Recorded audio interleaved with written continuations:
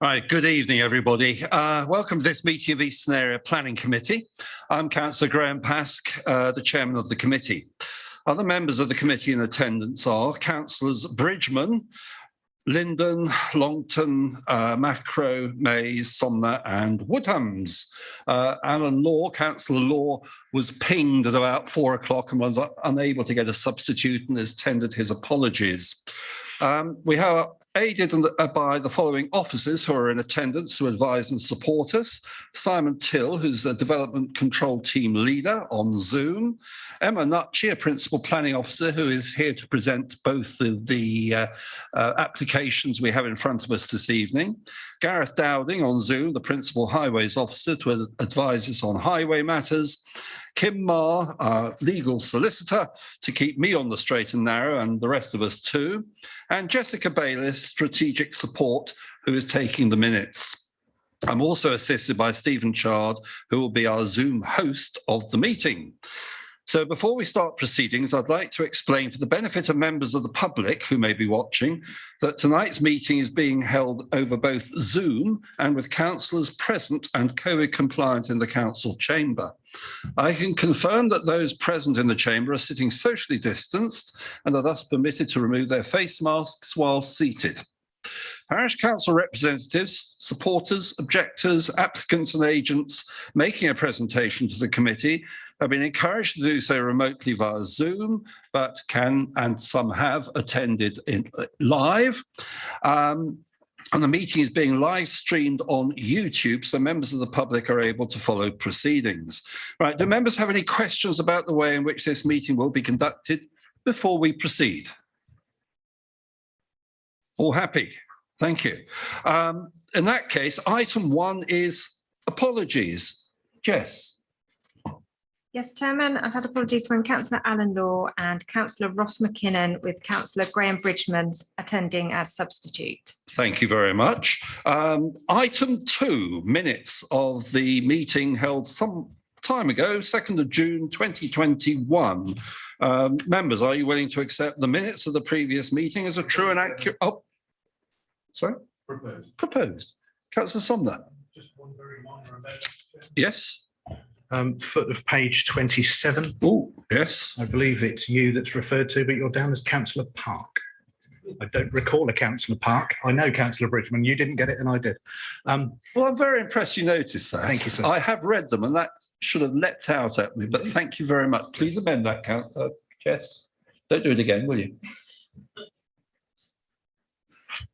Right, with that minor amendment, may I sign them as a true and correct record? You're all happy?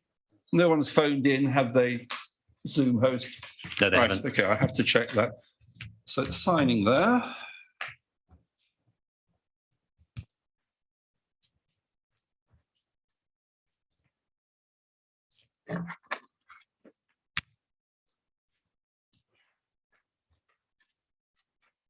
Members, declarations of interest. Does anyone have one or more?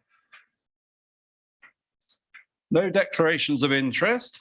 So in that case, without further ado, we'll turn to our first application, which is the one at Blacks Lake, Paces Hill, Aldermaston. And I will ask Emma Nucci to, she's already sharing her screen, to introduce the item.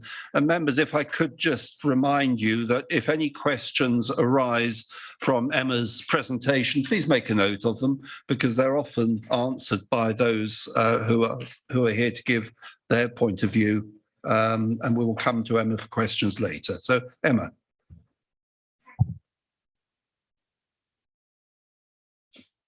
Thank you, Chairman. The first item on the agenda this evening relates to an application at Blacks Lake, Paces Hill, Aldermaston. The application is an outline application for the construction of an industrial estate to comprise of up to 15,917 square metres of flexible commercial floor space, comprising of B8 uses, B1C uses and Class E uses. The application is recommended for approval subject to planning conditions. The application is an outline application, and therefore matters to be considered at this stage include access, for which we have details of the access into the development, which will essentially be retained in its existing location, but improved and widened to approximately 7.3 metres, along with dropped curbs. The application is also supported by detailed plans. As part of the scheme, we need to consider the impact of the quantum of the development. So we have some parameter drawings which have been considered alongside some elevation details, which are illustrative, but provide a guide as to how the site could be developed. Just having a little technical issue here with my screen sharing, so bear with me, sorry. I'm not sure what's happened, because I do have some drawings for you to look at, and I'll talk you through some site photos as well, which will be of relevance to those who were at the committee site visit, and we'll just refresh memories of that. Can I get a bit of help? Sorry, if you can bear with me.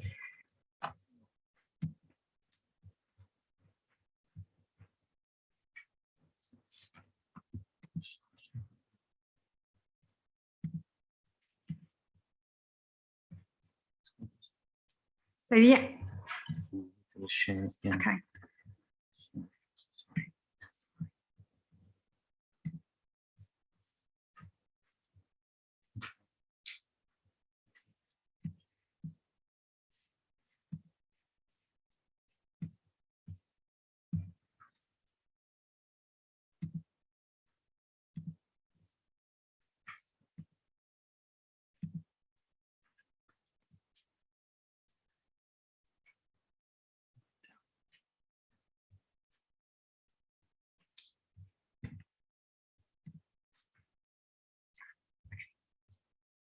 Right, we're here. Sorry, I had rehearsed that, but it still went wrong, so apologies.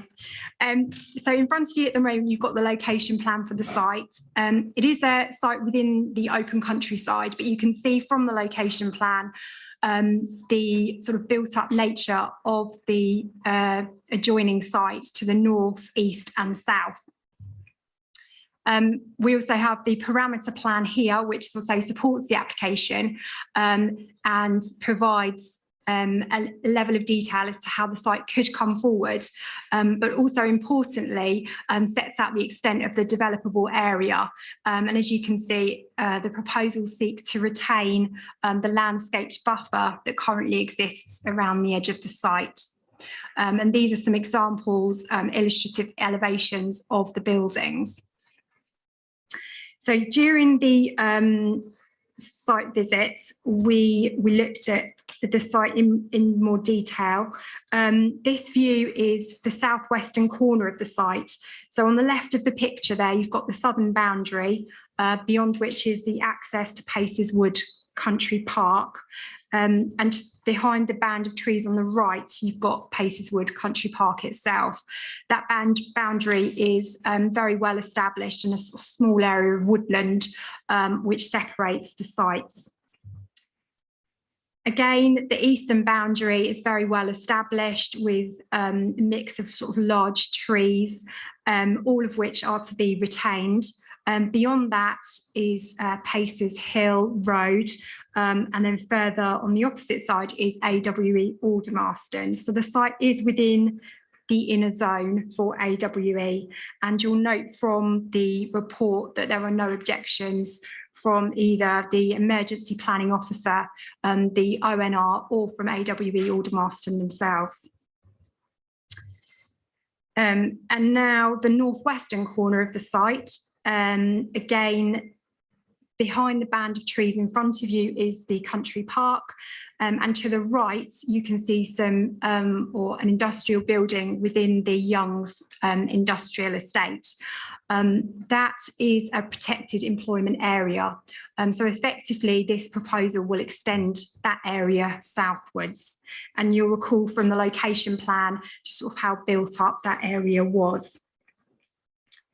So the area, while countryside, is very much characterised by industrial development, with a more recent development to the south at Sacron car supermarket, which creates more of a sort of frontage on that side of the road. So the principle of development is considered acceptable in accordance with policy CS9, and that's been considered in detail in the report. You'll note from the photos that the site is void of any buildings. There were some small buildings on site historically, but they have now all been removed. You will also note the surfacing within the site is breaking up in parts. Some parts are tarmacs, other areas sort of have broken up over time. And this does in itself present a contamination risk. So one of the benefits of this scheme is to address that historic issue, and the Environment Agency and Environmental Health have recommended conditions accordingly, and again actually welcome a use for this site. The boundary treatments are very dense, as you will have seen, and these are largely to be retained. The application is supported by a tree protection plan. There will be the loss of 4 trees at the site access. 4 ash trees will be removed in order to allow for the widening works. There will also be 2 trees removed from the pond area, which is currently contaminated, and that area again will be remodelled and the contamination issues addressed. There is also some peripheral trees around the woodland, which backs onto the Paces Hill. Again, the poorer quality trees will be removed in that location, but the numbers are very minimal and will help with the kind of regeneration of the woodland itself and its longevity. So the site is, as I say, within an industrial area, and the use is considered to be in keeping with that. And therefore, the report concludes that there's no harm to the character of the area or to any impact on neighbouring properties or businesses. Their proposal, as I say, looks in detail at the junction. It's also accompanied by detailed highway modelling reports.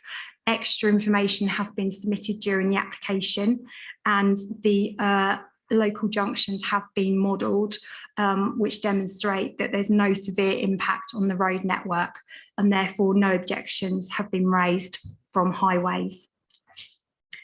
In terms of the conclusions, it's officers' view that the proposal is considered acceptable and will derive a number of environmental and economic benefits, and it's therefore recommended for approval, subject to conditions and a legal agreement.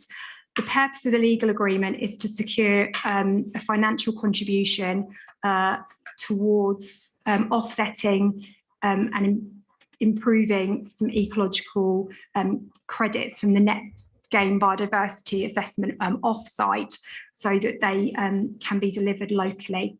The recommendation is as per the agenda. There is a slight alteration to condition 23. It doesn't change the nature or purpose of the condition. It's more of an error within the wording of the condition. Just to clarify, this condition requires that if the development doesn't come forward within 3 years, more ecological surveys are needed. And the importance of this is because the ecological surveys underpin some of the mitigation and ecological management conditions. So therefore, it's important when we approve those details that they're based on up-to-date surveys. And if the development doesn't come forward for a number of years, that survey work could be out of date, and therefore the mitigation wouldn't be as effective as it needs to be. So in that condition, I'd referred to 2 conditions, but the numbering changed, and therefore there was an error in that regard. But that has now been corrected on the update. Thank you, Chairman. Thank you, Emma. Right, the following people have indicated they'd like to speak. May I ask we could bring into the room, Stephen, councillors Sophie Crawford and David Shirt from Aldermaston Parish Council, who are attending on Zoom. Yes, both councillors are in the Zoom room, Chairman. Right. Can you hear us, please? Yes, we can. Perfect. Right, now you have up to 5 minutes. If you're sharing the time, that's a shared time of 5 minutes. Do you wish me to give you any indication when you're halfway through, for example? No, I'm going to, this is Sophie, I'm going to read a statement that we've sort of agreed between us. And then obviously both Dave Shirt and myself are here should there be any follow-up questions. That's perfect. Yes, you're both named on it, so members then can ask either of you questions. So your time starts now. Thank you. The Parish Council objects to this application and notes the strong local opposition to it. The case officer is recommending approval, but we believe the decision is based on some erroneous assumptions and that the full impact on residents has been underplayed. Our concerns relate to 4 areas. Firstly, it will lead to an increase in traffic, exposing residents to more vibration, noise, congestion and pollution. The development will generate almost 1,000 vehicle movements over the working day, of which half will pass through Aldermaston Village and a proportion will be HGVs. A recent survey shows the A340 already has nearly 10,000 vehicles passing daily, of which 15% are HGVs. Any traffic increase is significant on this road because, despite being designated as part of the freight route network, it is not purpose-built infrastructure. In reality, it is, in part, just made up of a narrow historic roads like the street, which runs through the centre of Aldermaston's conservation area. Here, HGVs pass close to old listed buildings with no foundations. Further north, at the wharf, the road crosses a single-lane lifting bridge. The case officer mentions Paces Hill as a suitably located employment site, in the same vein as Beanham Industrial Area and Thiel Lakes Business Park, but in fact is quite markedly different. Commercial traffic from Beanham and Thiel can access the M4 without passing directly through villages or towns, unlike our situation where traffic is directed through conservation areas. We're concerned about the cumulative effect of numerous apparently small increases in traffic. Our second concern is about safety in the detailed emergency planning zone. Blacks Lake is within 100 metres of AWE, and any increase in population density would impair the off-site emergency plan. West Berks emergency planners know the number of residents in the DEPZ, but they have told us that they do not know current worker numbers. This undermines our confidence that a significant number of extra workers could be safely accommodated. In the emergency planner's response to the 2019 Aldermaston Court application, they said that the total number of people in the DEPZ, residents and workers, was relevant. For this application, they borrowed worker numbers from the ONR for their analysis and concluded that the plan was unsafe because it resulted in more people within 600 metres of the AWE boundary, where there was potential for early evacuation. The situation is similar at Blacks Lake, where we are told that due to the location, shelter may not be an option and immediate evacuation may be necessary, and also that there is a risk should those on site decide to evacuate, resulting in an uncontrolled impact on the main road network, which is used by the emergency responders. In this context, it's relevant to note that emergency planning measures on existing industrial sites are far removed from the plan presented for Blacks Lake. Existing management companies have told us that they don't know how many workers are on their sites, nor do they have overarching emergency plans or controls. I mentioned worker numbers from the ONR, which we have since verified. The figure they gave for the total working population of the DEPZ was over 33,000, of which 18,000 are in the northern half, which is our parish. This brings me to the third reason for objecting to this application. We disagree that a boost to local employment would be positive.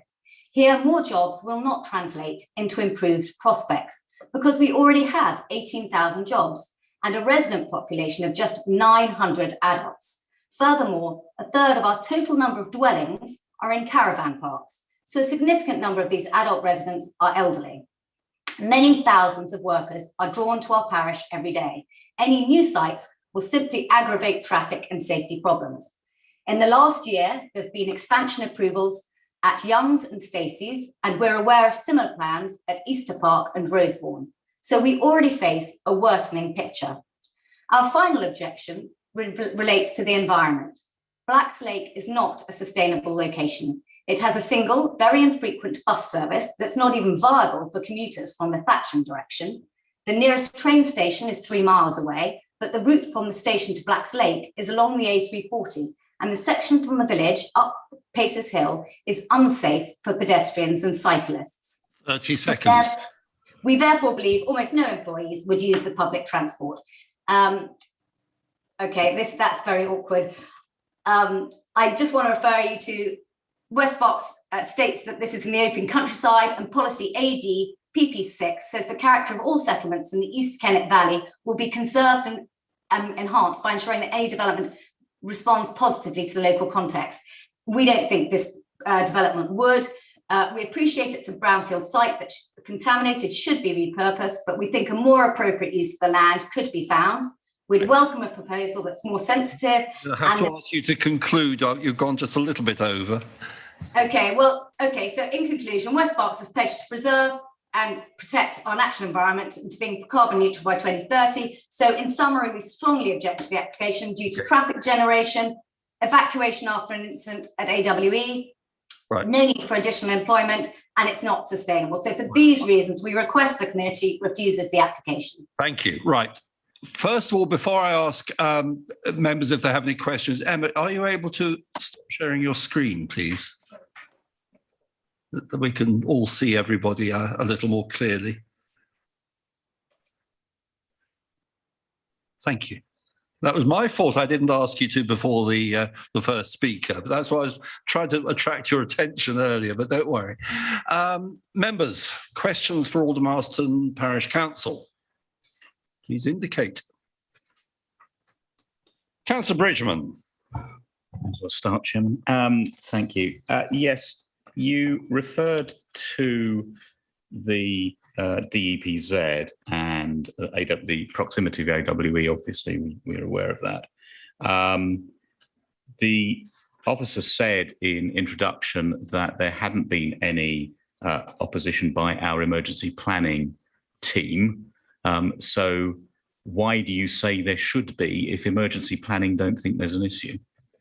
I think the point I'm making, or we're seeing from our perspective when we look at the details of lots of applications, is that there's quite a lot of inconsistency. So I quoted you some extracts from the emergency planner's response to the Manor House and also from the points they made, I think quite alarming statements about the problems that there would be to have a site, so many people so close to the perimeter wire. And the other thing I was trying to link in was that these measures that they're putting forward to make Blacks Lake safe for, I guess, the people there, but the rest of us in the area as well, they just don't exist at the moment. Existing industrial estates don't have those kind of plans in place. They don't have dedicated overarching plans with management companies, like, for example, keeping track of who's on site. They don't know how many people on site. And in fact, West Berks emergency planners don't have that information either, which is why I referred to numbers we got from the ONR, which seems to me that there's an awful lot of unknowns, despite the fact that we have quite strong statements of the risk of having people so close to the perimeter wire. Well, any further questions? If I may, Chairman, I will comment that, of course, it's this council's emergency planners who have to prepare the off-site emergency plan, not necessarily the businesses on the site of Paces Hill or the industrial site next door. On the traffic question, you referred to, and part of your presentation referred to a substantial number of employees in the area, and you made the contrast between the number of employees coming in and out every day and the number of residents. Why, if there is such a large number already of employees and employment in the area producing traffic, why is this a significant increase? Well, I think the point we make is that any increase is significant, given that so much of it channels through conservation areas. So already people living there suffer quite a lot. As I mentioned, in Aldermaston Village, you've got, this isn't a purpose-built road for this kind of commercial traffic. It is a historic village road. It's been there for hundreds of years. Some of the houses on either side of that road with front doors opening directly onto the pavement, directly onto the A340, have been over 500 years old or plus. They don't have any foundations. So, it's any increase is a lot. And as heavy goods vehicles particularly go past, literally the houses vibrate. And we're talking old houses. Some may have single brick skin walls. They certainly aren't allowed double glazing. So they're not able to protect themselves, and the buildings themselves are vulnerable. So any increase is a lot. But the trouble is there's so much traffic already that in percentage terms, it's easy to look at any one new development and say, oh, it's not much, it's only 5% or something. But when those lorries are going past your front door, you know about it. Thank you, Chairman. Members.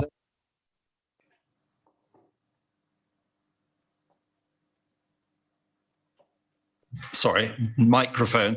There are no other questions from members who have indicated. So may I thank you both thank you, Councillor Crawford, for your presentation.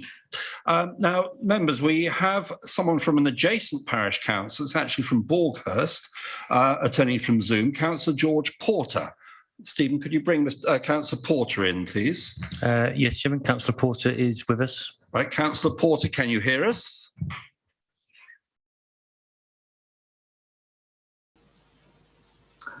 I can hear you. Excellent. We can hear you. We can't see you. Are you happy to turn your video on? That's okay. That's wonderful. I have nothing to add to our previous submission, which was essentially about traffic concerns on the A304 through the Heath End Road, Boghurst.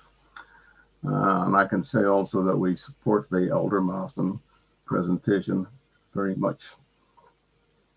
Other than that, I have got nothing new to add. Okay, right. Well, members, do any of you have any questions for Councillor Porter?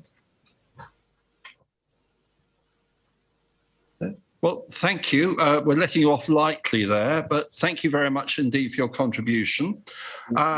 We don't have any supporters or objectors, but we do have the agent and Mr. John Collins and Mr. Lee Chapman, who are here together. Gentlemen, can you go to the lectern over there, please, where there should be a microphone?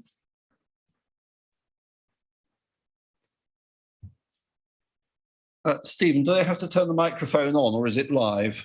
It will need to be turned on, Chairman, yes. Oh, okay. Gentlemen, you have up to 5 minutes to share. Please remain there for members to ask any questions afterwards. Can I assist you with any timekeeping? Halfway or?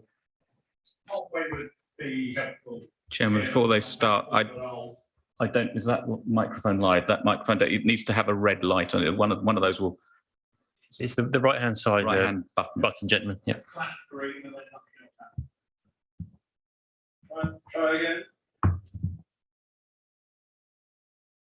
Oh, there we go.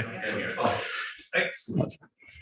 Obviously, because Mr. Chapman moved, I think that must have helped, Chairman. So thank you, members, for the opportunity to speak. Just to respond, first of all, to the point that the case officer made about the condition, that is entirely sensible, and straight away we agree with that in respect of ecology.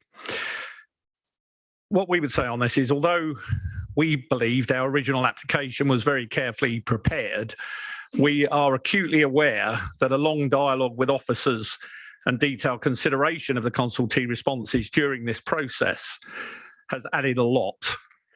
And this application has been very much an outcome of that consultee process, and we would say a policy-led process. The application not only meets current policy requirements, but it also supports West Berk's emerging policies for further employment land. Now, alongside the normal technical issues, our team have carefully considered the council's own documents, reports and evidence in respect of what's required to help maintain what is a healthy economy within West Berks area. And in this context, the emerging local plan has recognised the brownfield nature of the site and the contaminated nature of the site, which is an important matter. We note in this respect that your own economic development officer's response said, according to the council's core strategy, that's policy CS9, in order to achieve the goal, we need to ensure that current and future demand for industrial floor space is met across the district. And they went on to say, this proposal will make a very significant contribution to ensuring demand is met, facilitating the economic growth of the district. It's a priority that we offer modern units of this kind. Now, in developing this proposal, we are and have been very mindful of a number of issues relating to underlying contamination from AWE and the sensitivity of the adjacent country park. We've also been mindful of AWE in respect of emergency planning. That's something I'll return to briefly. Now, whilst this is an outline application, your officers have quite rightly required a level of detail that sets parameters to ensure the relevant requirements are properly considered and addressed. And as a consequence, the level of impact you've got in respect of landscape, ecology, trees, contamination, highway capacity and protection of the environment really have been very carefully considered.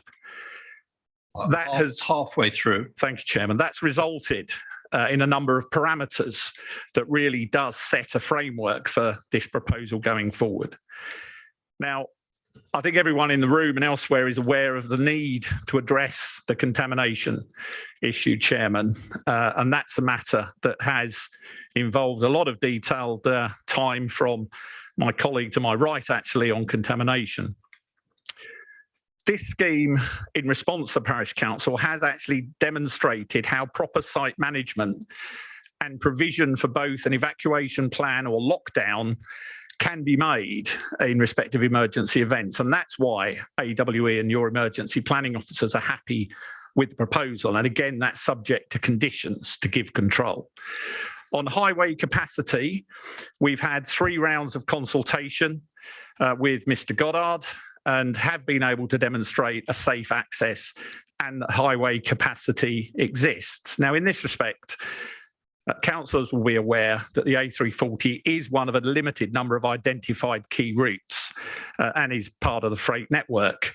Now, we're mindful of comments from the PC, Parish Council and others, but we do note that the council have additionally have an independent audit of all the highways work that's been submitted, and WSP on behalf of the council, as part of that audit, raised no objections. 1 minute left.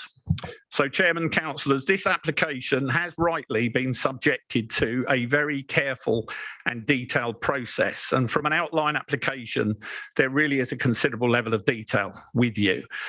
We consider that officers have taken everything on board very carefully and have ensured that parameters are carefully controlled by conditions in their recommendation.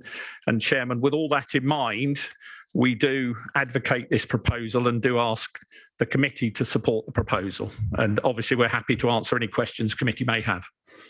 Well, you have 20 seconds if you want to say a few words, Mr. Chapman. No, I think it's all been done quite well. I will stop my stopwatch. Members, Councillor Woodhams, I saw first. Thank you, Chairman. Can I just ask you, have you already marketed the site and identified a need for these new premises, or is it purely speculation? The answer, I will let Mr. Chapman say something as well, but yes, the site's already been marketed. There's already an agent involved and there is good level of interest. Yeah, we have. We've actually engaged with more than one agent. So we've engaged with local agents as well as more national agents to work out exactly what was going to be right for the area, as well as what would be right for a commercial perspective. So we've spent a good amount of time understanding what will be required in the area, which is why this outline application has given us the ability to be able to be versatile to how the local economic area is going to really need something like this. Thank you, Chairman. Thank you, Chairman. On page 42 of the report, which is there was a recommendation from the Royal Berkshire Fire and Rescue Service concerning taking appropriate measures to reduce the likelihood of arsons. Further guidance can be found in the various guides produced by the insurance industry, the Arson Prevention Bureau and the Arson Control Forum. So I just would like to ask a question whether you will be taking that recommendation up, please. Certainly, in the sense that the site will need to be managed, and so their recommendations can be part of that management going forward. Thank you, Chairman. Thank you, Councillor Bridgman. Thank you, Chairman. This is going to be a question of officers, but I always like to give the applicant an opportunity just in case you would have wanted to comment. Clearly, we've seen an outline, and clearly this is an outline application, and we've seen an outline of, and if you imagine the outer line of, as it were, the red line of the whole site, and the inner line showing the landscaping around the site and around the proposed buildings, not that they are necessarily in exactly the place they would land. And my question is about that landscape buffer. There are references to the landscape in the draft conditions, but I just want to understand what protection there is to ensure that that greenery is retained around the site and indeed looked after around the site, and what the intention of the management is to make sure that happens. Yeah, so in terms of that area, as you're probably aware, it's been informed by the ecology reports and largely the arboricultural reports. And the officers have required that area as part of the process going forward. And then the landscape, future landscape management, which I believe is covered by conditions, but I obviously will defer to officers to come back to you if I'm saying anything that they don't think is correct. But in our opinion, the site will be very heavily managed because of the issue anyway relating to emergency planning. And as a consequence, other matters such as the landscaping around the site and the buffers will also be carefully managed. And so if what you're saying is there certainty over the buffers, then in our opinion, yes, because of the way your officers have secured it. Right, thank you. Councillor Macro. Thank you, Mr. Chairman. I noticed on page 42, the response from Thames Water says the planning application proposed sets out that foul water will not be discharged into the public network. I wondered what was going to happen to the foul water discharge from your premises. The foul water can be dealt with by two ways. With respect to the way that the authorities tend to respond is they say no addition to the network because they, in my experience, nearly always say there's no capacity. So you have to apply to connect. If you can't connect, then it will have to be dealt with a contained system on site. Councillor Mays.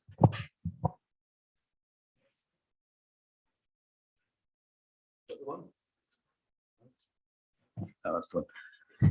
My problem is with the management of the site, and you said that the site was well managed by your company and organisation. I don't see any gates on the road access from the A340. Will there be any? Will you be able to exclude people at non-open hours for the various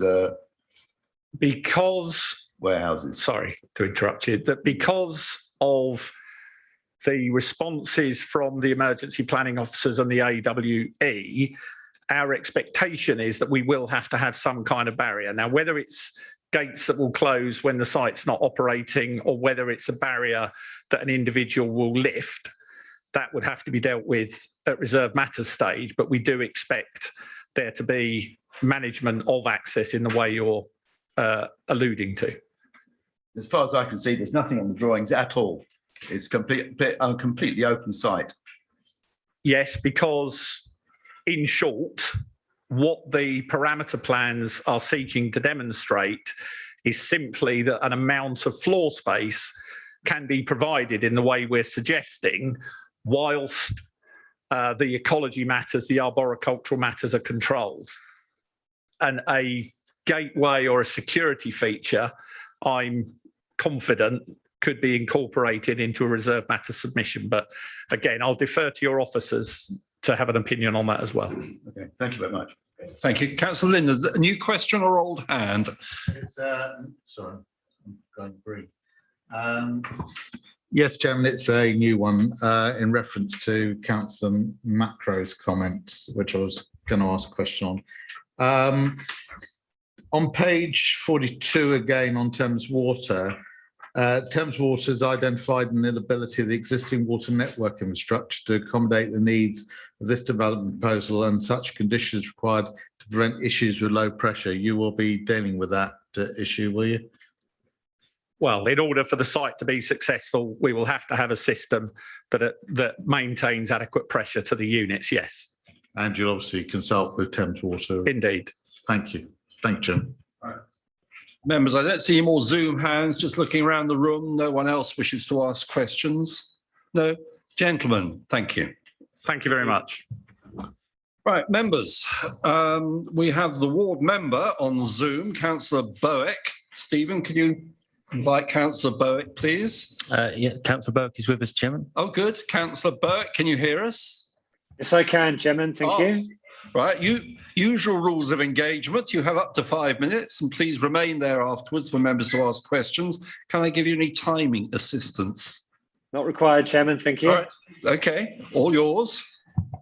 Chairman, members, since I was elected to represent Aldermaston Ward in 2015, I have received many representations from residents and parish councils relating to the volume and speed of traffic passing through their communities. It is clear that AWE is a significant generator of this traffic, directly and indirectly, and that much of it uses the A340 as it passes through Aldermaston Village and Aldermaston Wharf, both largely residential settings. Over recent years, we've seen several planning applications for new developments and changes of use that have added to the traffic on the A340. I welcomed many of these applications. For example, I supported the application for the Rosebourne Garden Centre that replaced the old White Tower Nursery after it closed. I've made it clear that in general, I support the economic growth that such development brings, but I am becoming increasingly concerned that the incremental increase in traffic that each new development or change of use brings is not being adequately catered for. While access and highways modelling are matters for members to consider, I fear that the impact of ever increasing levels of traffic on the quality of my residents' lives is not. Indeed, and we heard this echoed by Councillor Crawford when she spoke earlier on. Indeed, only a couple of months since, I was approached by a number of residents of the street in Aldermaston Village who have genuine and reasonable fears for the structure of their houses. Other residents feel that it is unsafe for them and their families to use the roads as they might reasonably expect when living in such typically Berkshire village settings, which they would be without such high levels of traffic. I appreciate that members can only consider the applications before them, but I would ask them to join me in expressing my concern that traffic cannot continue to grow along the stretch of the A340 that passes through Aldermaston Ward, my ward, without significant improvements. I would also ask them to consider the representations they've heard, the very strong representation, particularly from Councillor Crawford, that they hear that they consider those representations in the context of a very real degradation of a rural community's quality of life. Thank you, Chairman. Thank you, Councillor Burt. Very succinct. Members, any questions? I've got Councillor Bridgman. Thank you, Chairman. Councillor Burke, I mean, this is, after all, an A road. A roads, I would suggest, ought to be capable of carrying levels of traffic of a certain nature. It's not a B road or a minor road. So why should an economic development, why should it be stymied because of levels of traffic onto what I would suggest is an artery road, whether or not it passes through a village. Well, very good point, Councillor. But it is indeed a strategic road, but as we heard earlier on, it passes through an area of a conservation area, an area of long established, way before AWE even existed, and it appears to me that the A340 is in the wrong place, and that the incremental growth in traffic that is generated by the various developments that we've seen and we continue to see is impacting the quality of my residents' lives. And that, for me, is a very powerful motivator.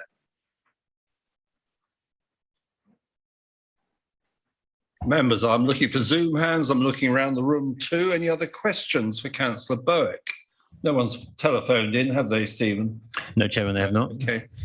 Right, no, we'll let you off with that, Councillor Berwick. Thank you very much indeed. Thank you, Chairman. Right, members, questions for our officers. If there are specific highway questions, we do have Mr. Dowding on Zoom, who I'm sure will give us the benefit of his knowledge. But I'm in your hands. Who wishes to ask questions? I've got a list of questions. Hands. I've got people putting their hands up and people just putting their Zoom hands up. Can I come to you after one or two? Of course. Thank you. Right. I think I saw Councillor Bridgman's Zoom hand go up first. So, Councillor Bridgman. I think you did, Chairman. Couple of questions. Question for highways, which will flow, and there won't be any surprise that it flows from the arguments put forward on behalf of those objecting and put forward by the district councillor, the ward member, in relation to the nature of the A340, the nature of Aldermaston, and the nature of the number of vehicles that this proposal would add to the road network. So I simply, Gareth, look to you to make comments upon that. And the other question, if I may, Chairman, I think probably for Emma, is in relation to the AWE DPZ and emergency site plan. Now, I note that there is a fairly detailed condition, proposed condition at number 18 about an outline emergency plan for the site. But I also note, if you'll allow me, in the responses from consultation, that what the ONR said was that they would advise against the application unless emergency planners at this council confirmed in writing that in their opinion, the proposed development can be accommodated within their, i.e. the council's existing, well, I read it as the council's existing off-site emergency planning arrangement or an amended version. So two questions there. Firstly, have emergency planning confirmed in writing that the ONR question has been satisfied? And secondly, is it that what is proposed in the condition is effectively an addition, an amendment or whatever to our own emergency light plan in order to accommodate the suggestions and comments of the ONR? Thank you, Chairman. Emma, could you address the second point first, please, about the emergency plan? Yes, Chairman. So Carolyn, the emergency planning officer, is familiar with the ONR comments, and she has confirmed as part of her response that she has no objections, and therefore my view is that the ONR are equally happy with the scheme. Carolyn has suggested 3 conditions really when it comes to the emergency planning for the site. They are set out as number 17, 18 and 19 in the committee report. So we've got an emergency plan for the construction phase, which purely looks at how an event would be managed at that time. We then have a precondition for the site as a whole, and then individual occupiers are required to submit their plan as to how they will manage the site in conjunction with the wider scheme before they occupy. So we've got a level of cover and a plan in place for all phases of the development. And Mr. Dowding, can you guide us on the highways issues, please? Yes, thank you, Mr. Chairman, if I may. I think you're probably going to guess what I'm going to say. We are talking about the A340. This is an A road. It's unfortunate it does go through a conservation area, but unfortunately the A4 goes through Hungerford, and that's a conservation area. So it's not unique within West Berkshire that we have these villages which have important strategic freight routes running through them. The A340 has in the region of 10,000 vehicles a day travelling up and down it. This development will generate something in the region of 5% increase in that traffic flow based upon the 2017 traffic figures factored up to 2021 figures. We have thoroughly checked all the junctions serving the local area, and we've also checked all the accident records in that area. This development is really very difficult for us as a highway authority to object to with the small percentage increase in traffic. I know it's continuing increasing, but it is a small percentage. We have to look at this application as it is. We can't look at all the other applications at the same time. Therefore, we are very restricted as how we can make comments on this. And I believe that we have reached the correct answer in our assessment of this application. Councillor Bridger, are you happy with those answers? I'm certainly down. Thank you, Chairman. Right, I have two Zoom hands, and then I've got Councillor Woodham. So what I'm going to do is take Councillor Macro's question, then Councillor Woodham's, and then Councillor Linden, which I think is the order. Councillor Macro.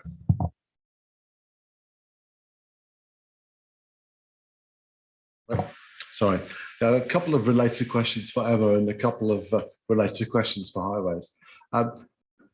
I noticed in the consultation responses, there was nothing from planning policy, which surprised me. And associated with that, I noticed the floor area for this application is up to just under 16,000 square meters. In the kind of local plan review, then the site is potentially being allocated for 7,700 square meters. So it's under half of what's proposed here. And so I wondered if planning policy had responded, and if so, what, you know, well, whichever rather, sorry, what's the reaction to this vast difference in the local plan review and in this application? For highways, there's two questions really. One is when we looked at the total number of vehicles, does that include heavy goods vehicles, and if so, what kind of proportion? And secondly, in my experience, one of the big holdups on the A340 is at the lifting bridge, when you can, for whatever reason, you can get very long queues right through Aldermaston Wharf. So I wondered if that was taken into consideration, Mr. Chairman. Right, Emma, could you talk about planning policy first, and we'll go to Mr. Dowding again. Yes, Chairman. So thank you for your question. In relation to that, the site that's set out in the local plan review is of a different size. The site is smaller than the application site that we are now considering. The site that's part of this application extends further south so that it adjoins the boundary with the access road into Paces Hill Wood. But the land that was submitted as part of the local plan review didn't include that southern area. So the site area is smaller, and therefore proportionately it is a very similar quantum of development. I can't provide you a figure with that, but it's something that was discussed with the agent. So that's why there's a difference in floor areas, because the site area is different. I would also highlight, however, that one of the main assessments as part of this application isn't against the policy, emerging policy in the local plan review. At this stage, it's a very early stage and not given any weight in the decision-making process.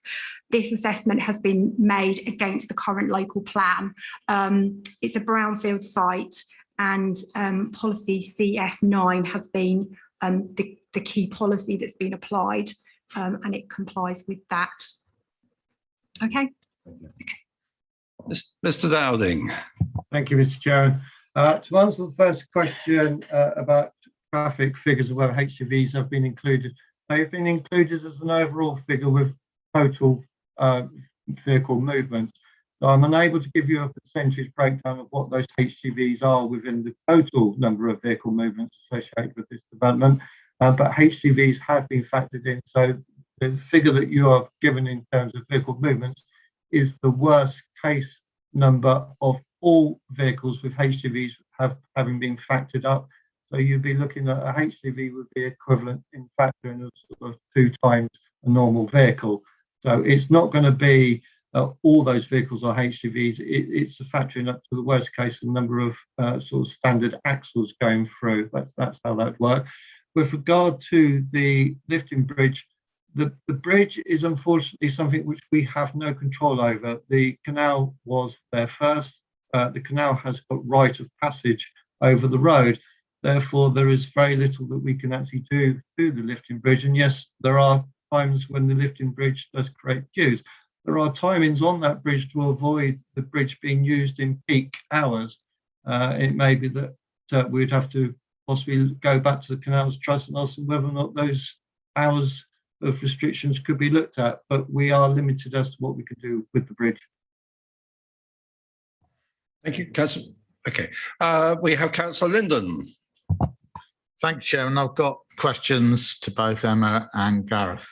So the one for Emma is the hours of work on page 55. I was just wondering about the times on Monday to Friday, a 7:30 start. I mean, we do have a traveller's site there. Is there a reason why we didn't start, say, 8:30 to make it easier for people who might be working nights and things like that? The hours of work is Your mic, sorry. The hours of work condition, number 11, is in relation to the construction phase. It's not in terms of the operational development thereafter. It's been presented as it was provided to myself from environmental health. So it's a condition that's been informed by them. The traveller site is the nearest residential properties, as has been set out in the report, but it was considered that the scheme wouldn't have an impact on them given the distances involved, and there is intervening industrial uses between this site and the traveller site. But yes, as I say, that condition has been devised by environmental health colleagues. Thank you. And the question to Gareth, I mean, I just want your opinion on this, but obviously the traffic can go in from the Aldermaston way and going towards Aldermaston. There are also quite a lot of other routes. So there's the road from Burfield via Tadley to the site at the top end. There's also the road from Tadley to Basingstoke, which also connects, and also the top of the road, if you turn right at the large roundabout, that also goes significant traffic. Is this part of the modelling? Because obviously it doesn't all go through Aldermaston that you'd expect the traffic, not only the construction phase and the building phase, but also the operational phase. I just wondered if you've got any comments on that, please. Thank you, if I can. Yes, as part of the modelling, all of the local junctions have been looked at, the Falcon Gyratory, the roundabout at the Cleaver Park, the junctions round by Silchester Road near by the Sainsbury's. They have all been looked at and modelled to see what the percentage increase and what the delays, potential delays could be at all of these junctions. As previously mentioned in the report, the traffic is expected to be 50-50 from the site going through Aldermaston and away from Aldermaston through Tadley. Hence why I think that one of the neighbouring parish councils has obviously commented on the traffic, because they have similar concerns to Aldermaston about the traffic going through their villages. But all the modelling has taken into account all of the directions in which traffic can travel to and from the site. Thank you, Chairman. Right, thank you, Councillor Mays. Yeah, again, for Gareth, please, can you confirm that the 50-50 split that you talk about is supported by the modelling, or is it just an arbitrary split? Because at that particular point, at the point of the site, really the traffic only has two ways to go, left or right. One through Aldermaston and one through towards the major roundabout near Tadley. Yeah. 50 seems very arbitrary to me. Especially if I'm talking about the A4, sorry, the M4 and the M3. You should really know which way they're going. Right, Mr. Downing, if you're able to. Yes, of course. Yes. Little dilemma. It is going to be based upon best information from the traffic modelling, which is, if I can go back a bit, as part of the traffic modelling, they would have got traffic flows from TRIX, which is a nationwide database to work out where traffic flows to and from developments of a similar size. Obviously, until you've got development in place, you don't actually know where the traffic is really going to go. But with the number of developments which have been built elsewhere all around the country in similar locations, similar styles, with the TRIX program, you can identify the general pattern that traffic will take when leaving sites of this nature in that similar sort of situation. So therefore, the TRIX information is given the modelers information that says, yes, the traffic is more or less going to be 50-50 from these points going in these locations. And then as they go from the initial point, 50-50, they'll then obviously migrate into other sort of splinter areas as they get into the road network. So it's not as if you're going to have a plug of 50% of the traffic going to a particular location or another 50% of the traffic going to another location. It will go from the site, it will then diverse and distribute out on the network. And that's what the TRIX data will give you initially, and then that's what the modelers will then use to model as best as they can where the traffic will flow. So it is the best modelling that you can do without actually the site being constructed and you monitoring where they actually go. So what you're saying is that basically the 50% of the traffic at the site goes through Aldermaston Village, which you will probably know in 2019, before we locked down, there was a major blockage at the Aldermaston turnoff with the road from Mortimer. That road was closed and under traffic lights for several months due to an HGV backing into one of the cottages. Yes, that hasn't been mentioned. No, that was an unfortunate. That was an unfortunate one-off accident where someone unfortunately made a mistake in their driving. Yes, we are saying that 50% of the traffic can potentially go down through the Aldermaston Village and 50% of the traffic can potentially go through the Tadley area. Agreed. Thank you, Chairman. Right, thank you. Members, any other questions or? Yeah, you are, aren't you? Councillor Woodhams, I do apologise.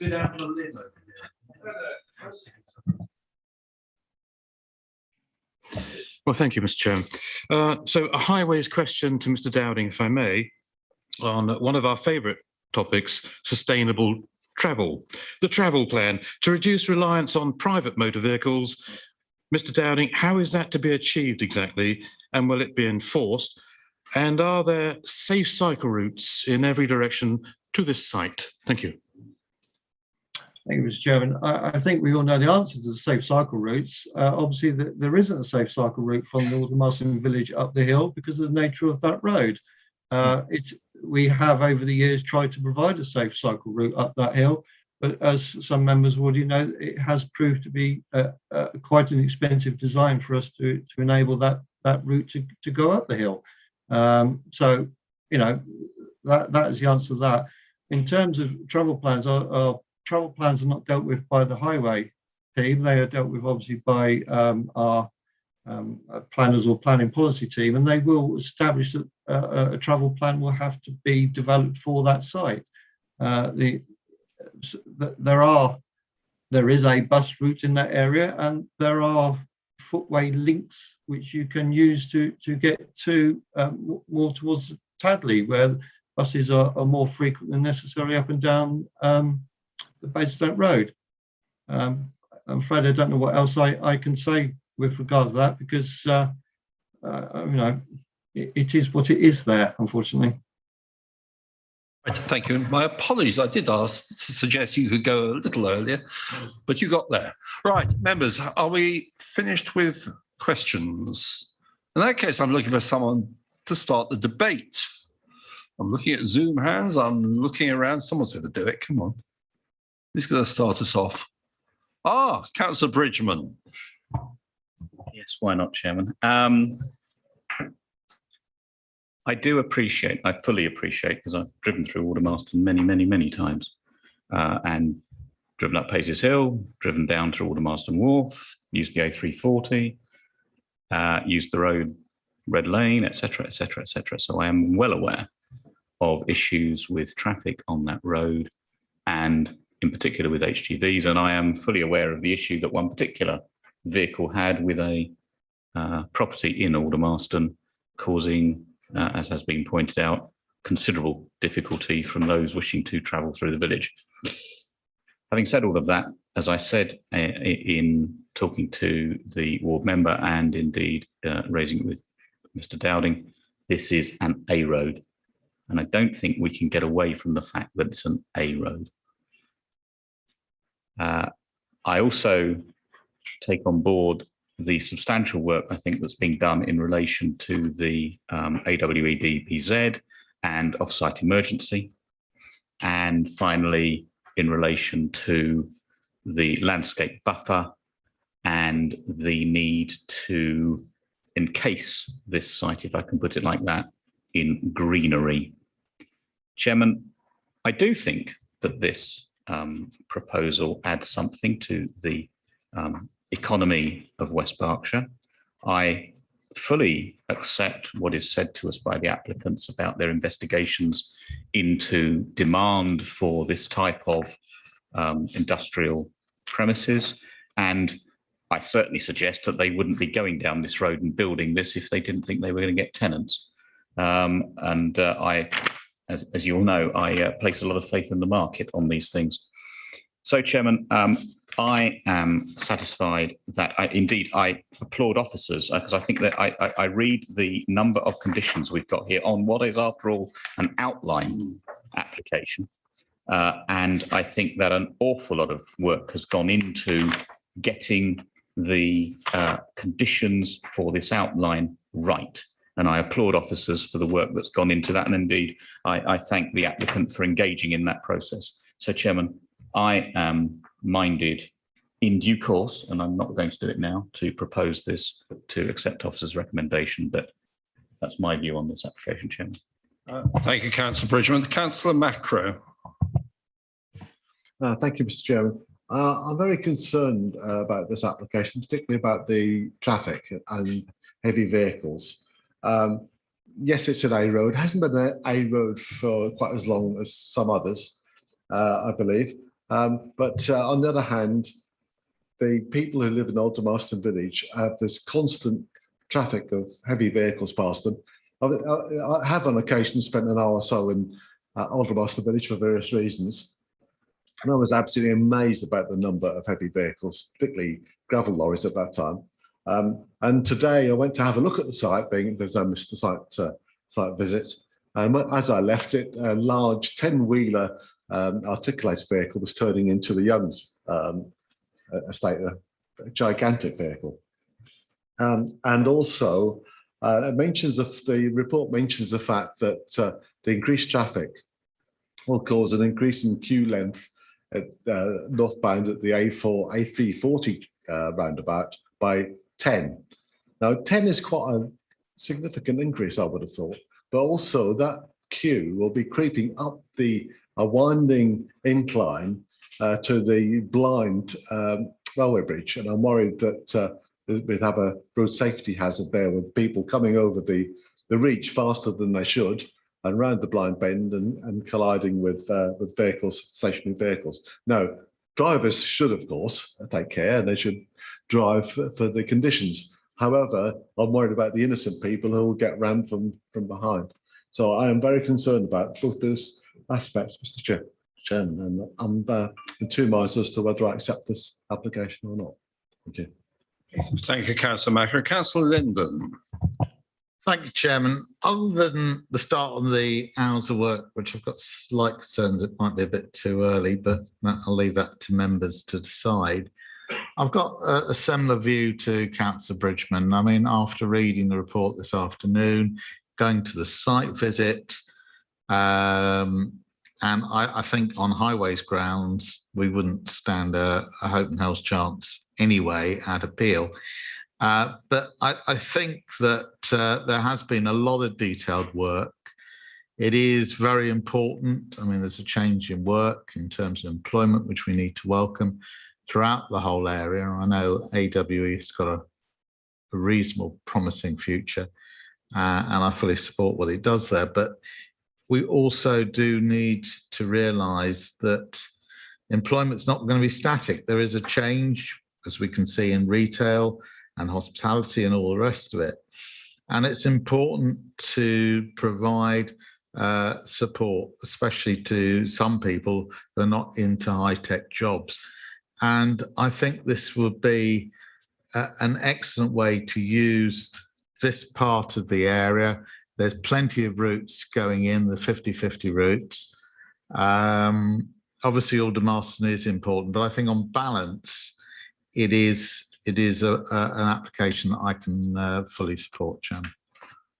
Thank you, Councillor Linden. Any other debate, or I shall look for a proposal? Oh, Councillor Longton.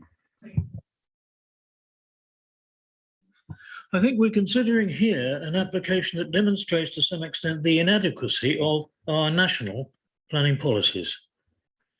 We're looking at the cumulative impact of successive, relatively small developments, each too small to refuse by law, but cumulatively having a very damaging impact on local highways, on people's lifestyle, and the ecology of the area. Each individual application, too small enough to worry about too much, but together having a huge impact, and that looks like going on indefinitely. Difficult one.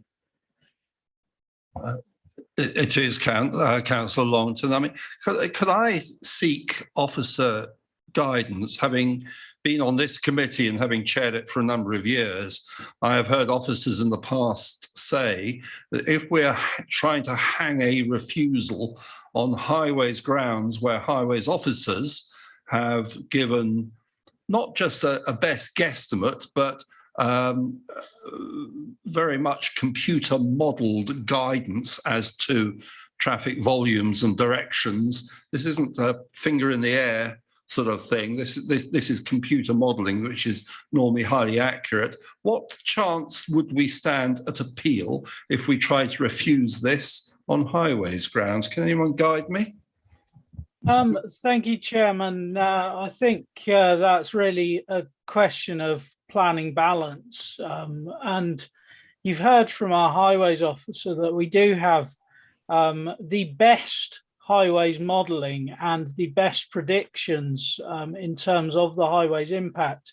There's also the MPPF to consider, which guides local planning authorities not to refuse planning applications on highways grounds unless under particularly exceptional circumstances. And the exceptional circumstances in this case would appear to me quite difficult to justify, where you, as Councillor Longton has identified, there are a number of reasonably recent developments in the area of this nature, and the incremental increase concerned is relatively small, not to mention the policy position coming forward in the emerging local plan of us potentially allocating in this site. So I would have severe concerns in terms of a refusal reason on the basis of highways impact, Chairman.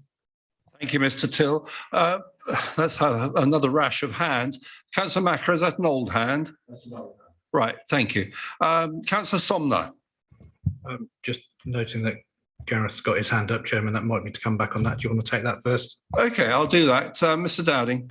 Thank you, Mr. Chairman. Thank you. I was going to just add to what Simon said. We mustn't also forget that as a highway service, we also employed a well-established consultant to look at this on our behalf to ensure that we had looked at it properly and to give us their own professional opinion on what this modelling would show and whether or not there was any reasons for us to comment. Some points were picked up by these consultants, which we brought to the attention of the applicant, who then addressed those concerns. So not only has it been looked at internally by us, but also by an external consultant at the same time. So it has thoroughly been looked at. That's all I was going to add, Mr. Chairman. Okay, thank you, Mr. Dowding. Councillor Somner. Thank you, Chairman. This is a difficult one, isn't it? Because there's some very heartfelt pleas been put out there with regards to traffic. Totally understood. But I am minded to agree with the points raised by Councillor Bridgman. There has been a considerable amount of work undertaken by many parties in this application, and I think that stands the test of time for the work that is done, for the conversation in whichever direction it might go in. Having visited the site and having looked at the planning history, what else is going to happen there? We have an area of contaminated wasteland which can be developed sensibly, securely, and I think there's an opportunity. I heard ecology mentioned earlier on. We've had lots of comments about how the environment stacks up against it. Well, the environment is going to fall over if something isn't done with that piece of land anyway. There is an opportunity to in effect work in partnership, I think is probably the best way of phrasing it, which is what's happened. That's the level of work that's been done. I am very mindful of the lack of comment from AWE. I don't understand that. I don't understand whether that's just a straightforward, we have no objection, but we're not going to say it, or we do have an objection, but we're not going to say it. It sort of leaves a gap. But it is a gap. It's no more, no less. Chairman, if Councillor Bridgman is minded to put this forward, I'm more than happy to second the proposal. We have had a good debate and asked many questions. Councillor Bridgman, you alluded to the fact you were mindful possibly to make a proposal. Are you still? Chairman, I propose officer's recommendation. Does that find a seconder? Right, now, members, before I go to the vote, I'm making a decision which my legal advisor says is correct and proper, that when we vote, we raise our hand, but in front of our screen, so it can be picked up by the camera.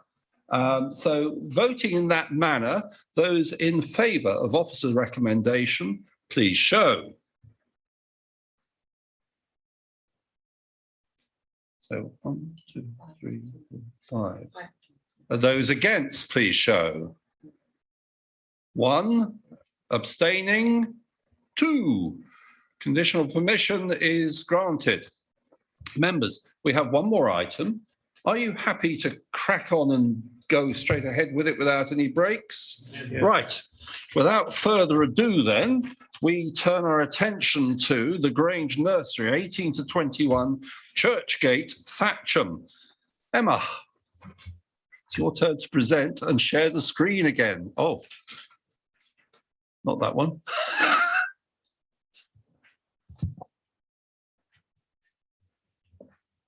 Thank you, Chairman.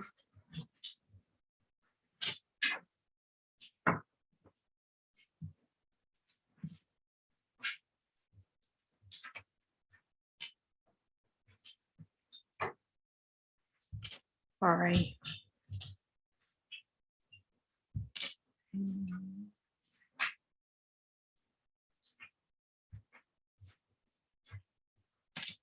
I thought I knew how to do this, but it's not working today for me. Bear with me. Yes. We'll We'll just try and get started. I don't want to start before I've got the. Stop sharing for a second. Here we go. Oh no, I think we're done. I just did Perfect. this. Magic. Thank you very much. Okay, so thank you. The second item on the agenda today is at the Grange Nursery, or a former nursery in Thatcham at Churchgate. The application is for a change of use.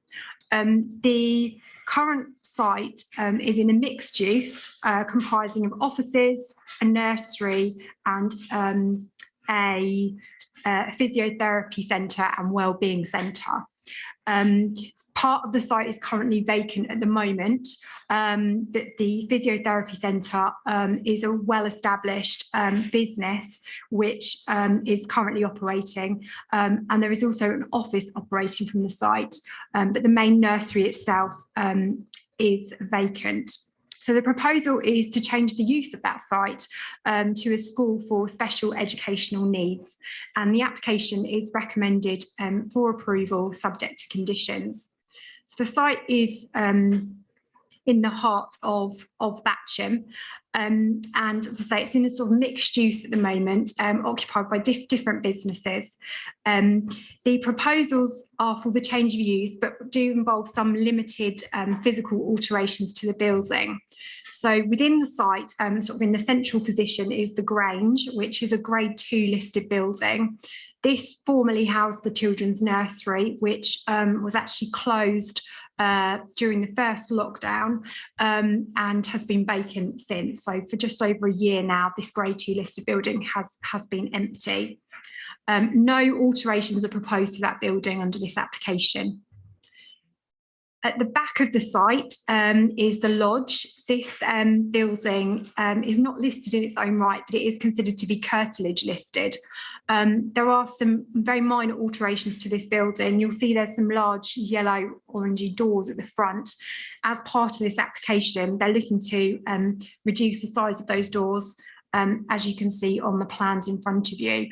The drawing or the picture, the plan, on the bottom of the screen on the left-hand side shows those alterations, and they were also looking to extend an existing mezzanine floor inside. The other alterations proposed are limited to this building, the Mews, which again is curtilage listed, and it involves adding some partition walls to make a large room into two smaller rooms with a corridor. So no objections have been raised to those works, but they will be subject to a separate listed building application because of the curtilage listed status of the buildings. But the Conservation Officer has reviewed the proposal and supports the scheme.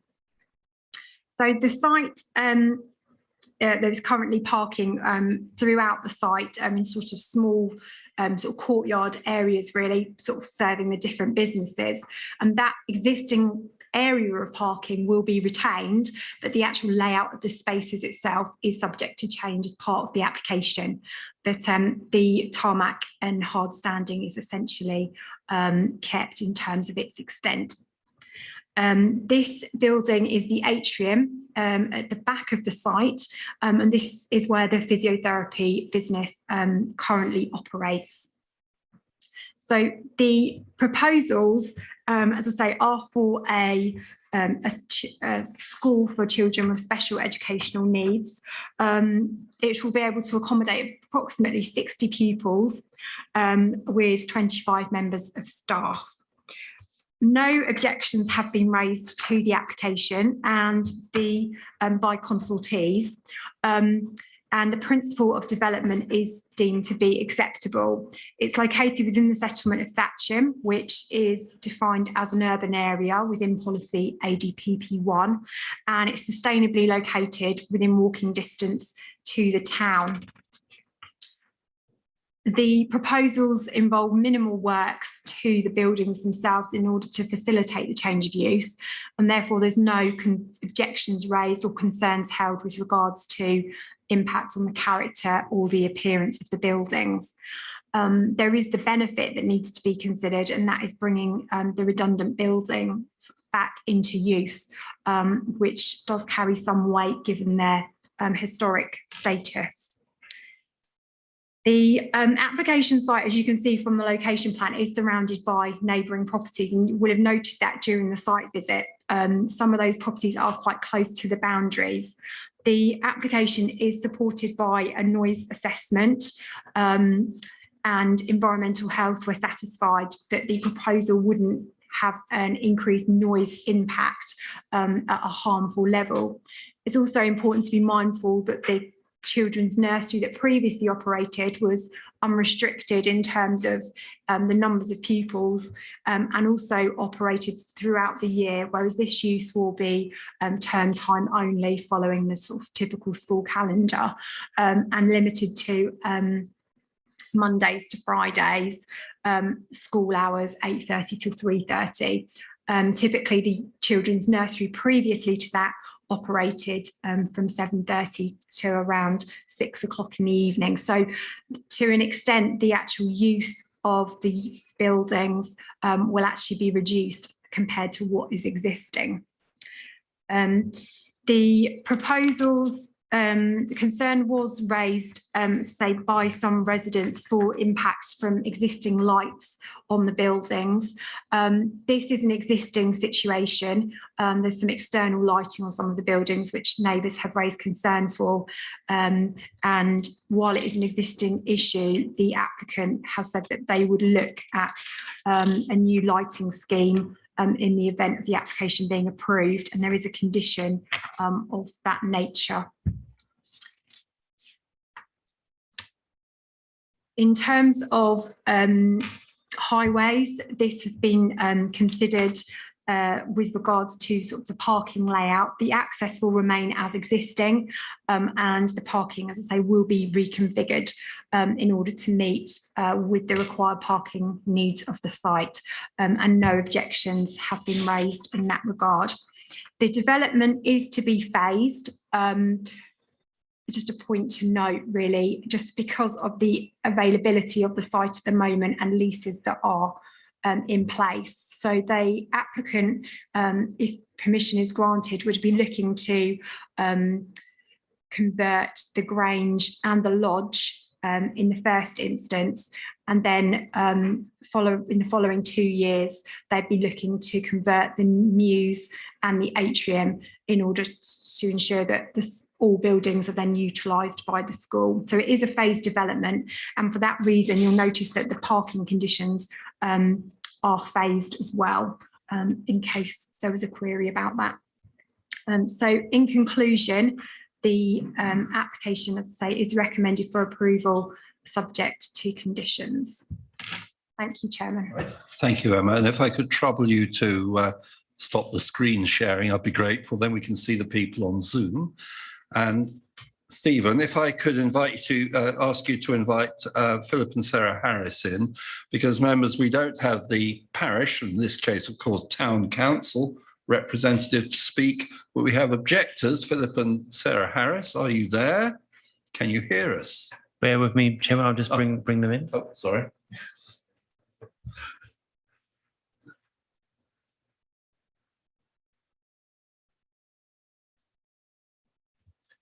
Yes, Chairman, they are now with us. Right. Philip and Sarah Harris, can you hear us? Yes, we can. Oh, wonderful. And we can see you and hear you. Now, you have up to 5 minutes to share. I can help you with timekeeping. We're very strict on timekeeping.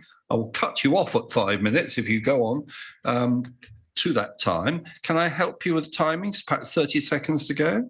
You certainly can. Thank you very much, Chairman. Okay. Well, the time starts now. Well, thank you for allowing us to speak this evening. Sarah and I are the owners of Harris Mind and Body, the business that currently occupies the atrium. We have been there for 6 years, and we believe we provide a valuable service currently to the local population. And we would obviously wish to be able to continue with that. There's a couple of things that just 2 points really, or 2 or 3 points that we'd like to bring into play. And apologies if it's not along the right lines. But the first one is, because of the way that the planning notice was displayed, detailing the Grange 18 to 21 Churchgate, it was not clear that it would involve all the building. all the buildings. The Grange, as far as we have ever known it, was just one building on the site of 18 to 21 Churchgate. And had we had more time to prepare to object to the planning, I believe that there would have been a much larger number of objections supporting the current businesses on site. In addition to that, it's given that the pandemic has obviously disrupted people travelling, then not as many people have seen the orange notices, and it wasn't until the 7th of, or I think it was, the 7th of June that we saw the notices, and we only had until the 10th in order to raise any objections. Our second point is that whilst we understand that there is a need for SEN schools, and also understand that the provision of such schools is part of a council objective, the benefit of a community health and well-being through the provision of our services cannot be underestimated. Not only does the provision of the physiotherapy service support local GPs and their populations in the healthcare management of pain and musculoskeletal pathologies, but the multidisciplinary approach that we deliver ensures general health and well-being can be provided to people on their doorsteps, increasing ease of access. The benefit of our business compared to the school proposed is that we are able to provide this service for all the local population to access and not just a small minority. Therefore, I disagree with the summation in the report that suggests that one service is required above another. I just wanted to also pick up on at the beginning when it was said that we are a well-established business. We're family run, we're local, we both grew up and went to school here. Our children now go to school here. And we've worked incredibly hard to survive recessions and lockdowns. And, the nursery obviously didn't, but, we still succeeded, and we try very hard to offer a very diligent and professional service to everybody that needs our support in their health and well-being. You also mentioned that it's a historic site and it would be important to bring them back into action. We completely agreed that it is a shame to see the large Grange Manor House, almost looking as if it's going to fall down. But the atrium is already in use, and we are, as Philip just said, we are providing a service. You also mentioned that the SEN school would only be using it during term time. So there's a large chunk of every year that all the buildings would be empty again. And yet again, I would just like to bring back that the atrium is already in use, and we are providing a service almost every day of the year. I mean, even during lockdown, in the first lockdown, when we had issues with PPE, we would be there still trying to support our local GPs, etc. So not meaning to go off track, but just to sort of add a little bit more to the passion of our business.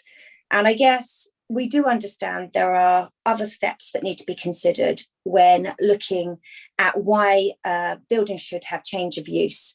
And as passionate as we may be about our business, we understand that may not always be the points that can be considered. So I guess ultimately we're asking, could we coexist? Yeah, that's it. Okay, don't go away. Don't go away. Members, do you have, I see hands are up. Councillor Linden. Yes, thank you, Chairman. I do appreciate the hard work you've put into your business and recognise that you do a very valuable job. But of course, with the change of retail, I know people don't really like to move from established business with customers, but I'm certain that there most probably will be alternative premises around the locality that could be available, because obviously retail is changing drastically. I know your tenants, but there may be other opportunities around. And of course, in terms of planning, we can't really deal much, but we do have economic development officers who could assist. So just really a question on that is, have you looked at alternatives? Thank you. Thank you very much for that. We, of course, begun to look at all the available buildings in the area. And since this is a change of use meeting, it's not very easy for us to get change of use for a retail or an office building. We actually found it really hard when we first moved from Newbury. We used to have a house down Emborne Road, and then we moved to the atrium. It was actually quite a hard process and an expensive process for us to get change of use for our business. So it's not just that we could just go to an empty office or just go to a retail. Those steps are harder. I do respect you mentioned there was an economic development officer that may be able to help us, and of course we would very much like to follow that up.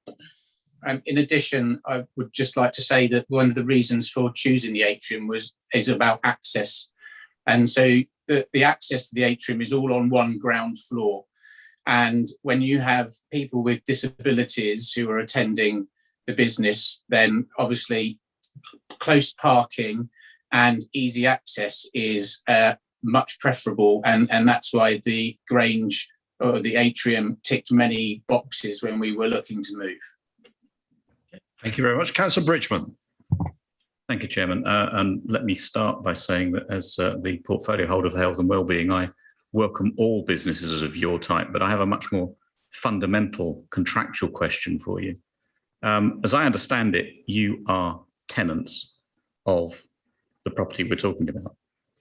And if you have a commercial lease with a landlord, and that lease, I presume, is coming to an end, otherwise getting a change of use would really make no odds to this particular building.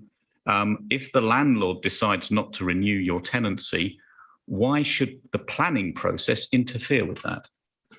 I understand your argument, and I can't really argue against it. Unfortunately, our landlords have been extremely poor communicators, and an awful lot of what has gone on in the last 6 months, including the conservation surveys, the bat surveys, were never communicated to us at all. And in fact, we didn't actually have a conversation about any plans for the end of our tenancy until 1 week ago, which is something that we have driven very hard to get. And having spoken to or trying to speak to our landlords on a number of occasions over the last year and a half. And so we feel this is our only way that we can possibly fight, to be quite honest.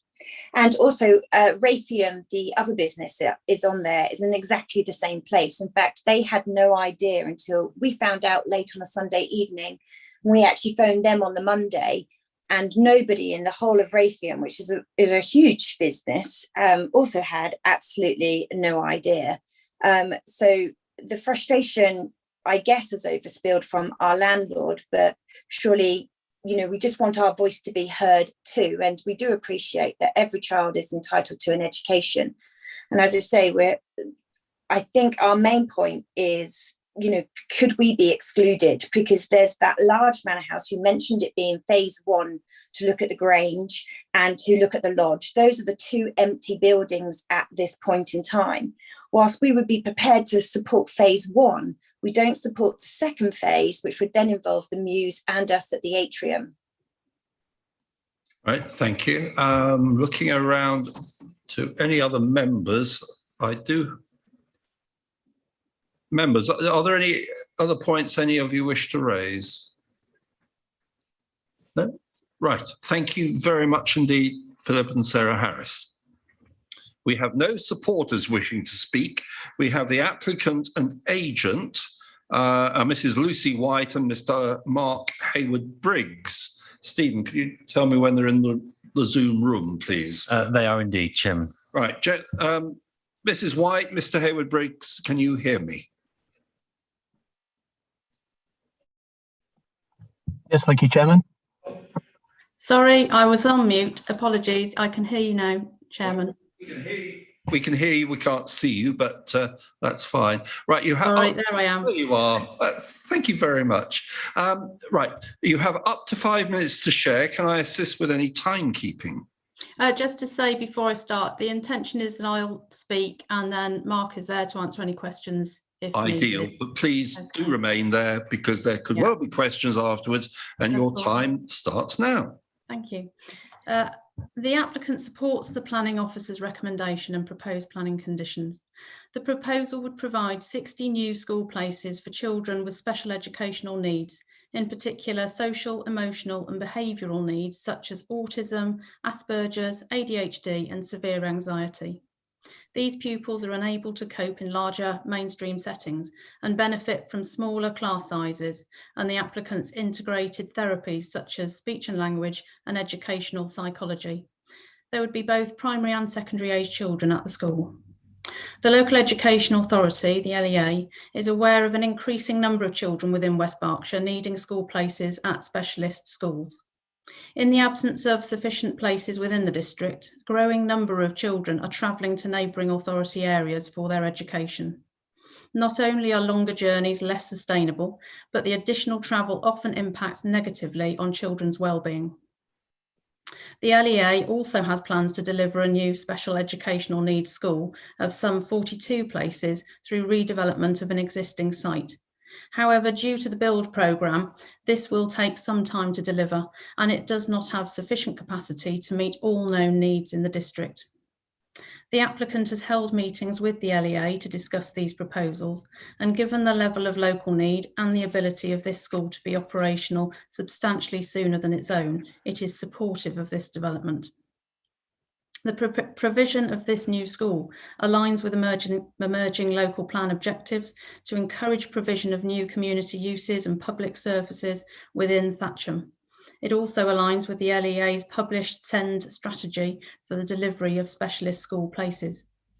Objections to the planning application have primarily expressed concern over the loss of the atrium as the premises for the physiotherapist's practice. There have been no objections in principle to the proposed introduction of the school onto the site. The leases for the subtenants come to their natural end in October and November next year, with no right to renew. Following their vacation, the applicant can make substantial use of the whole site to the benefit of the local community. As a result, the applicant proposes to phase the delivery of the school, initially occupying the Grange and Lodge, which has been vacant since the closure of the day nursery at the start of the first COVID lockdown. During phase 1, the school would accommodate approximately 20 pupils and 14 staff with parking for 40 cars, including drop-off and pick-up points close to the main school entrance to enable staff to manage a safe and smooth handover of pupils into and out of the site. The Phoenix Childcare also encouraged staggered drop-off times to manage traffic movements into and out of the site. The second phase of the school's delivery would involve the occupation of the mews and atrium following the natural end of their leases. The applicant has no intention to occupy these buildings before the current tenants' leases have expired, and the remaining 16 months of tenancy provides for the current tenants to secure suitable alternative premises for their businesses. Prior to occupation of the second phase, an additional 22 parking spaces would be made available, giving a total of 62 spaces to serve the school. The proposed school's hours of operation would be shorter than the former day nursery and limited to school term time only. In addition, the pupil capacity would reduce by around 90 children compared with the former day nursery. As a result, trip and noise generation would be significantly lower than the former use, to the benefit of neighbouring residents. The applicant has been made aware of some issues with the existing external lighting, disturbing neighbouring residents. The applicant is happy to work with residents at the earliest opportunity to resolve these issues, and the shorter hours of operation should also help to reduce the need for such lighting. In summary, the proposed school would help the Education Authority to deliver its SEND strategy through the provision of 60 new specialist school places. No objection has been raised to the principle of a new special needs school in this location, and there is no objection from statutory consultees. The proposals align with the Council's planning policies and emerging policy objectives, and accordingly we hope that members of the committee can support the proposals and resolve to grant planning permission for the change of use. Thank you, Chair. Thank you. Councillor Bridgman, questions? Thank you, Chairman. Well, just to follow on from what we were told, and to some extent anticipated what you've just said, but also what we were told at the site visit, and to confirm and clarify that your client is taking a lease of these premises and the existing tenancies therefore become subtenants of your client, and that in both cases, the two cases that we've heard of Raython and Mr. and Mrs. Harris, those. So we've just had the. I've been told my time's up, but my time is up. That's my time up, I think. That in both those cases, you have no intention of extending those tenancies, and there is no right to an extension on the part of the tenants. I think I've understood your question correctly, and yes, I agree. There is no intention to extend the existing tenancies on the part of the landowner, and Phoenix Childcare would only occupy those buildings following the cessation of those leases. Does that answer your question, Councillor Bridgman? It does, thank you.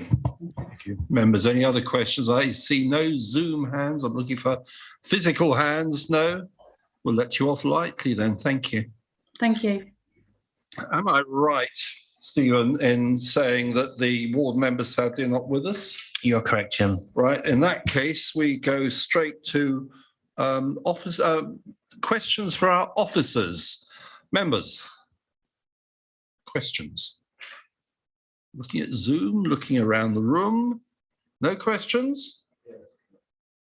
Sorry? Oh, Councillor Mays. I was just about to. Yeah, I couldn't find the right button. Oh. My question, sorry.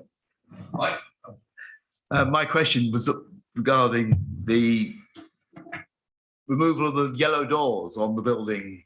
Is that really advisable or necessary at this time? Making a door narrower seems to be the wrong way to go in most cases where you've got wheelchairs and that sort of thing in the area, and it's presumably unpredictable. Those works have been presented as part of the application. I'm not sure what the purpose of the change is. However, aesthetically, the change will be more in keeping. Well, the colour, yeah, I'd agree. But I'm talking about the width of the door. Yes, I'm not sure what the reasoning behind that change is, but it's been presented as part of the scheme, so we've assessed it on that basis. Yeah, okay. Well, I assume they don't need to reverse it in the future. Thank you. Well, could I not build on that and just say surely any doorway would have to be compliant with suitable regulations for wheelchairs and other disabled users? Yes, I would agree. Thank you, Emma. Any other questions? Councillor Linden. Yes, Chair, and just a point of information, the applicant did tell us at the site visit that it would be useful for the new use.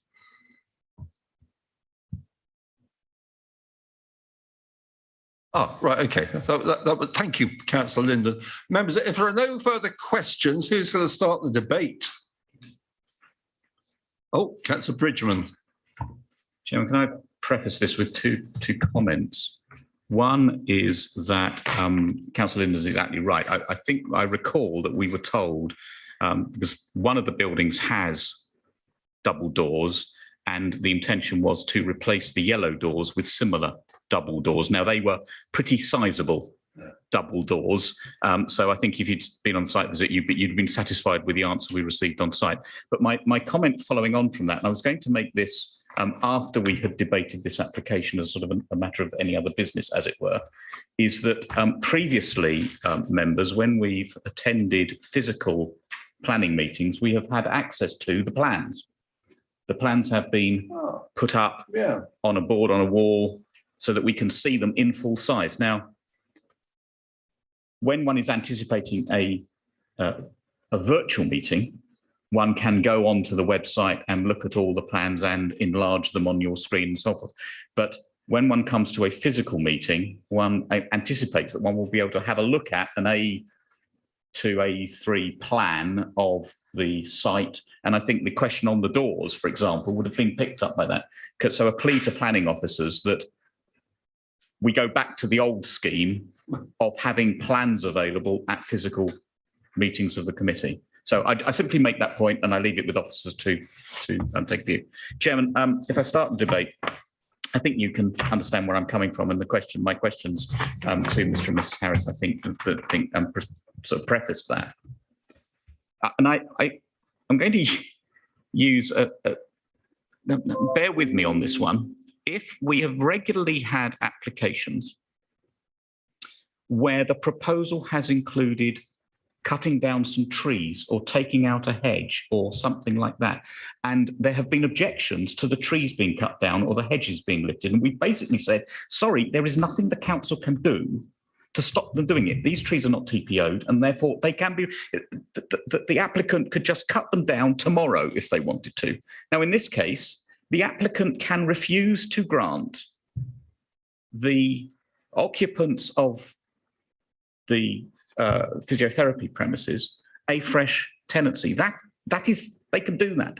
And therefore, I think we have to be wise to the fact that they can do that and treat this application almost as if they had done that. They have given that intention. They've said what they're going to do. And I absolutely sympathise. I want these types of business to thrive. I want them to continue. I want them to have premises to continue from, but I can't stand in the way of the legal right of the applicant to refuse to grant a fresh tenancy. And I think we are in a practical place where what we are being offered for the use of this redundant building, and my understanding of the application is that it only works if all of the site is used, is a facility I want to see brought in, a facility for SEN. So, Chairman, I'm in favour of the application, but I recognise the difficulty it causes for the existing business and for the users of that existing business. I fully understand why, and despite apparently a lack of notice and a lack of being able to get objections together, I think the objectors have done very well, because I think there are 96 objections on file. So I think Mr. and Mrs. Harris have done very, very well. But nevertheless, I think we have to look at the practical law. And that's where I am, Chairman. Well, thank you, Councillor Bridgman. I don't think I could have put it any better myself. Councillor Somner. Thunder well and truly stolen, Chairman. Thank you, Councillor Bridgman. No, absolutely. What we've heard tonight is a very unfortunate situation of a tenancy debate. There's nothing we can do about the poor communication. I am more than happy to move our economic development officer in the direction of Mr. and Mr. Harris, because I think they actually might end up with a better landlord by the sound of things, which is an awful thing to say, but it would appear to be the case. I think that the other thing that I would say is that on the site visit, all of us were absolutely amazed at the size of the site that we were talking about and the different buildings that were on there, because we've all driven along that road before, haven't paid any attention to it whatsoever, haven't had this slightest inkling of the sort of site that we're talking about. And for the provision of an SEN service, it will be ideal. But I do think there is an element of that where you, as the provider of that service, would want the security of knowing that the whole site was going to be available as soon as possible. We've heard that as again, Councillor Britton has just said, that the leases will expire naturally, that there won't be a renewal. And I think there's a reality there of what we can deal with and what we can't deal with. And for me, this does provide a fantastic opportunity for the children of the area, and potentially for the area itself. I would like to think we will be able to find somewhere exceptionally suitable for this business to continue to thrive in a slightly different location. And I will be happy to move this forward, Chairman, if other members are not going to raise too many other questions on it. Chairman, is that a proposal, Councillor Somner? Chairman, if I may, I'll say that I'll back Councillor Sumner up to the hilt with approaches to our economic development officer. I think between the two of us, we can push in the right direction. We are here to help as much as we possibly can, and I hope the objectors will be reassured and will take you up on that offer. Was that a proposal, Councillor Somner? Happy to propose. Right. I see your hand, Councillor Linden. Is there a seconder for that proposal of officer recommendation? Happy to second, Jim. I think Councillor Linden was. Do you wish to speak as well, Councillor Linden? Yes, Chairman. I think that this is a very valuable application, and I know that Catherine will do a superb job in helping both the physiotherapists in the atrium and also Raytheon as well. And look assured, will be very helpful indeed. You know, you've got 2 executive members here and the Deputy Leader of Council as well that are willing to help out on this. And I've got every confidence that hopefully we'll find something during that period. And I really welcome the application as well. Thank you, Chairman. I see no other hands up. I'm implying that no one else wishes to add to the debate. Therefore, looking around, pausing 2, 3. Those in favour, please show. Any against? That is carried. Conditional permission is granted. Members, that concludes our business. I have an apology on behalf of Bob Dray, who, because of workload, has not included the appeal précis at the end of this agenda, but he promises to make up for it next time and give us even more. Sorry, Councillor Bridgman. I see Simon. Simon, sorry, Simon, do you wish to add to that? Thank you, Chairman. It was just a reminder that the committee site visit dates need to be set before the close of the meeting. I was absolutely going to do that, but thank you for the reminder and keeping me in my place, Mr. Till. Most impressed. That was my next thing. Members, the next meeting is the 25th. I'm looking for officers to jump in very quickly if there's a clash on the 18th of any other meeting, mainly planning, of course. I believe there is not. And I would propose, I know that not everyone can make every meeting, things crop up. Are you still happy until the nights get even longer and the evenings get even shorter to continue at 6 o'clock for as long as we can? Chairman, if I may, just a question for Mr. Till, because I know that there was a Western area application that was deferred to district, and I know that district would normally meet on the 18th.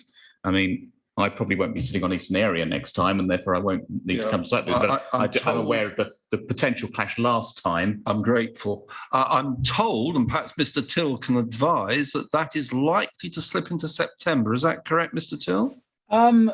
Councillor Pask and Councillor Bridgman, yes, the meeting, the next meeting of district is scheduled for September, not the 18th of August.